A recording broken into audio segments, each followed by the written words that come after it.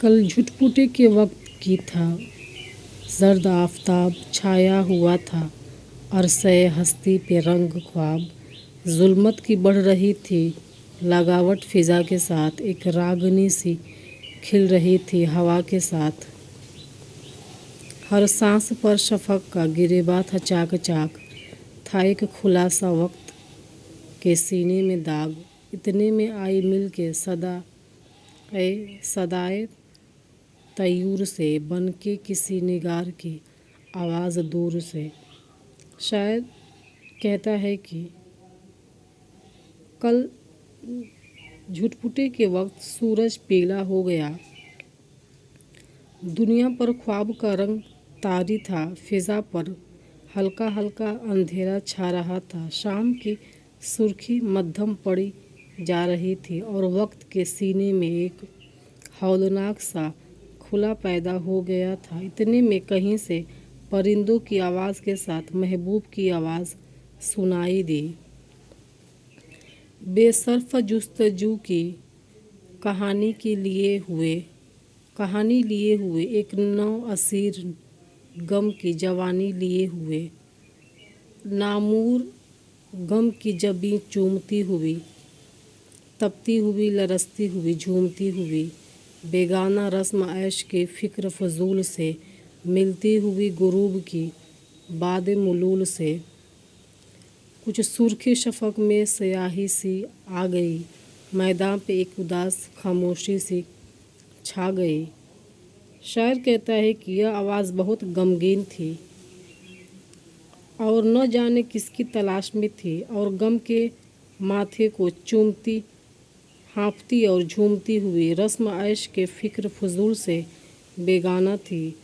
वह ढलते हुए दिन मलोल हवा के साथ मिलकर आ रही थी। अब शफक में सुर्ख स्याही की आमेजिश हो गई थी और मैदान पर हर तरफ खामोशी और उदासी तारी हो गई थी। वीराना फर्त दर्द से गमनाक हो गया, इतने में कुछ ठहर के फिर आई वही सदा, नगमे की नब्ज सर्द मगर तपा हुई, गोया ठहर के मौज दोबारा रवा हुई। शायर कहता है कि यह सदा सुनकर जंगल गमगीन हो गया था।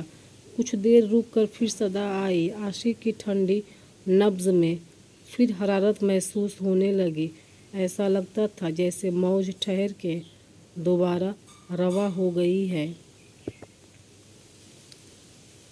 फिर उसने बाद तेज़ हुई ताना दफतन, अल्लाह रे ज़ोर गूंज उठा गुंबदे कुहन, और उसके बाद कुहन का दामन सिमट गया और यूं सदा का ज़ोर तदरीज घट गया। शायर कहता है कि दफतन यानी कि अचानक, फिर तान, अचानक आवाज़ तेज़ हो गई जिससे पुराना गुंबद गूंजने लगा।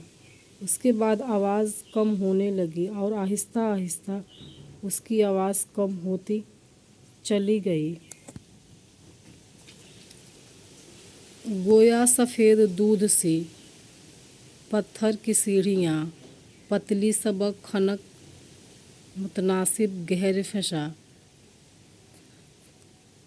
तीशे से ज़ेर व बम के तरश कर संवर गई, साहिल से ताब नहर मचलती उतर गई। शायर कहता है कि दूध की तरह सफ़ेद पत्थर की सीढ़ियाँ पतली और मुनासिब सांचे में ढली हुई और मोती बिखेरने वाली थी। यह सीढ़ियाँ शीशे की चोटों से तराशी गई थी। ऐसा लग रहा था जैसे किनारे से नहर तक इतराती हुई नीचे उतर आई हों।